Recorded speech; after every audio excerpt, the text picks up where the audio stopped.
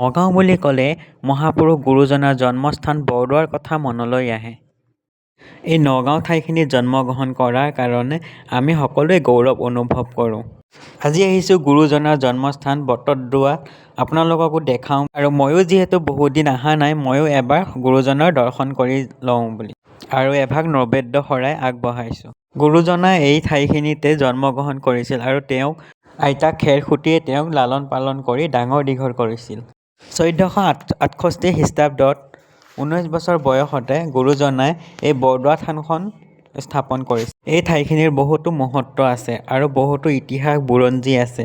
মই যিহেতু ভালকৈ নাজানো ক'লে ভুল হ'ব পাৰে, সেইবাবে মই বেছিকৈ বহলাই নকওঁ বাৰু। তাৰে ভিতৰত কেইটামান দুখৰ কথা কওঁ যে ২০১৬ চনৰ আগত এই ঠাইখিনিত বহুতো অবৈধ বেদখলকাৰীৰ কবলত পৰিছিল। বহুকেইখন ডিষ্ট্ৰিক্টৰ ভিতৰত এই বৰদোৱা থানখনো আছিল। এতিয়া মুখ্যমন্ত্ৰী হিমন্ত বিশ্ব শৰ্মা ডাঙৰীয়াৰ নেতৃত্বত এই ঠাইখিনিক বেদখলকাৰীৰ কবলৰ পৰা মুক্ত কৰি নতুনকৈ সজাই পৰাই তুলিছে। ঠাইখনৰ এক অন্যতম বৈশিষ্ট্য হ'ল এইখন অসমৰ সৰ্বপ্ৰথম থান হিচাপে পৰিগণিত হৈছে। ইয়াতে দেখিবলৈ পাব গুৰুজনাৰ ব্যৱহৃত পাটনাদ, গুৰুজনাৰ চৰণৰ চিহ্ন থকা পদশিলা ভাগ, গুৰুজনাই তলত বহি লিখা শাস্ত্ৰত শিলিখা গছজোপা আৰু বহুতো ইতিহাস আছে। থানখনৰ ভিতৰতে এভাগ সৰোবৰ আছে যাৰ নাম হৈছে আকাশী গংগা।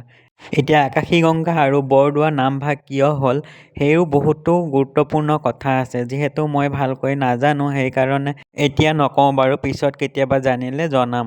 এই আকাশী গংগাৰ ওচৰত আহিলে আপোনাৰ মনটো কিমান পবিত্ৰ লাগে এবাৰ আহি চাব আপোনালোকে।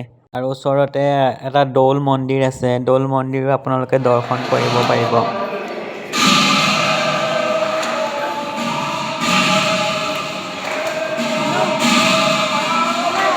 মহাপুৰুষ গুৰুজনাৰ এই মণিকূট ভাগ বহুত পবিত্ৰ হয় আৰু আপোনালোকে কেতিয়াবা ইয়াতো শৰাই দিবলৈ আহিব পাৰিব। ময়ো এভাগ শৰাই আগবঢ়ালোঁ গুৰুজনাৰ চৰণত, সেইকাৰণে এতিয়া অলপ ঘূৰি পকি আহি এইফালে গুৰুজনাৰ চৰণতে সেৱা লৈছোঁ।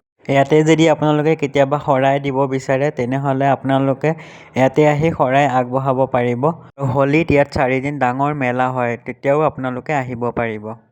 এইফালে চাওকচোন, মুখ্যমন্ত্ৰী মহোদয়ে বেদখলকাৰীৰ কবলৰ পৰা যিখিনি ঠাই উদ্ধাৰ কৰিছিল সেইখিনিত ইমান ধুনীয়াকৈ সুন্দৰকৈ সজাই পৰাই তুলিছে। গুৰুজনাৰ লগতে সংগতি ৰাখি এভাগ থাপনা শৰাই, তালৰ আৰ্হিত আৰু খোলৰ আৰ্হিত বহুতো আটক ধুনীয়াকৈ সজাই পৰাই তুলিছে। মুখ্যমন্ত্ৰী মহোদয় ইয়াৰ পৰাই বহুত ধন্যবাদ জ্ঞাপন কৰিছোঁ। অসমত বহুত চৰকাৰ আহিল, বহুতো মুখ্যমন্ত্ৰী সলনি হ'ল, কিন্তু এইজন মুখ্যমন্ত্ৰীৰ নেতৃত্বত ইমান ধুনীয়াকৈ যে আমি এই বৰদোৱা থানখন উদ্ধাৰ কৰি ইমান ধুনীয়াকৈ অসমবাসীক উপহাৰ হিচাপে দিছে, বহুত ধন্যবাদ। মাননীয় মুখ্যমন্ত্ৰী আৰু অমিত শ্বাহ ডাঙৰীয়াই আহি মুকলি কৰি দিছে সকলোৰে বাবে, কিন্তু সম্পূৰ্ণ হোৱাগৈ নাই, সেইকাৰণে বৰ্তমান বন্ধ কৰি ৰখা হৈছে আৰু ১ মাহমানৰ পিছত সম্পূৰ্ণকৈ মুকলি কৰি দিয়া হ'ব। আপোনালোকে তেতিয়া আহি দৰ্শন কৰি যাব পাৰিব। জয় গুৰু শংকৰ, জয় আই অসম।